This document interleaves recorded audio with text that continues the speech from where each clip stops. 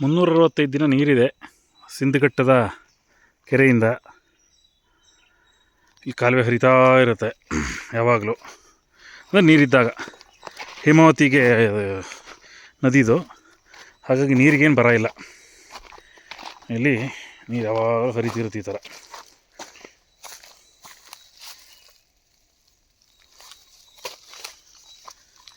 So ಅದನ್ನು ತೋಟದ ಕಡೆ ಹೀಗೆ ತಿರುಗಿಸ್ಕೋತಾರೆ. ಯಾವಾಗ ಬೇಕಾಗ ತಿರ್ಸ್ಕೊಂಬಿಟ್ರೆ ಹಿಂಗೇ ಮುಂದಕ್ಕೆ ಹೋಗ್ತಾ ಇರ್ತೀವಿ. ಕಾಲುವೆ ಥರ ಮಾಡ್ಬಿಟ್ಟು ಅದ್ರಲ್ಲಿ ಹೋಗ್ತಾ ಇರುತ್ತೆ ಒಳಕ್ಕೆ. ಪ್ಲಸ್ ಬೋರ್ ಸಹ ಇದೆ. ಬೋರ್ ಹಾಕಿ ಇಲ್ಲ ಪೈಪ್ಲೈನೆಲ್ಲ ಮಾಡಿದ್ದಾರೆ. ಬೋರೆಲ್ಲ ಆಗಿ ಪೈಪ್ಲೈನ್ ಆಗಿದೆ. ಪ್ಲಸ್ ಪಕ್ಕದ್ದೇ ಗದ್ದೆ. ಹೇಳಿದ ಹಾಗೆ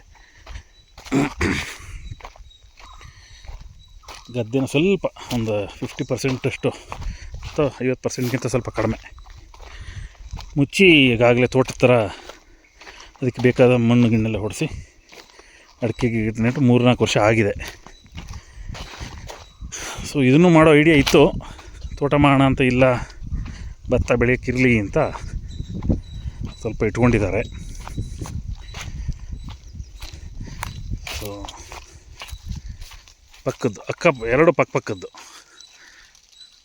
ತೋಟ ಗದ್ದೆ, ತೋಟ. ಸೊ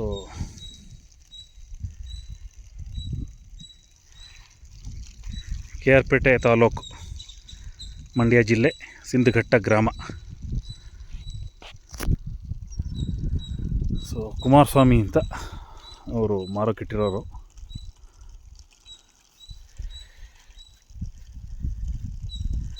ಆಸಕ್ತರು ಸಂಪರ್ಕಿಸಬಹುದು. ನಂಬರ್ ಕೊಟ್ಟಿದ್ದೀನಿ ಕೆಳಗಡೆ,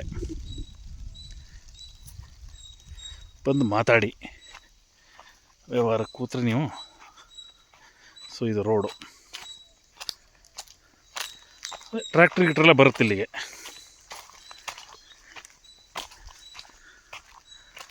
ಕಾರ್ ಬಂದಲ್ಲಿ ಪಾರ್ಕ್ ಆಗಿದೆ ನೋಡಿ.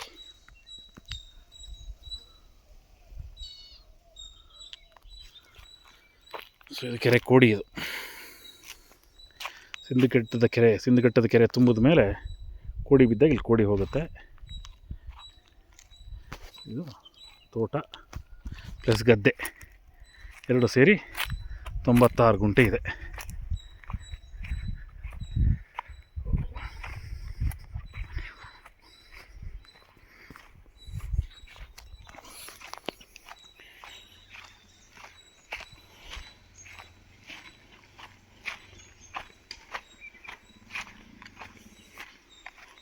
ಕುಮಾರಸ್ವಾಮಿಗಳು ಅಲ್ಲೇ ನಿಲ್ಲಿಸಿ, ಬನ್ನಿ.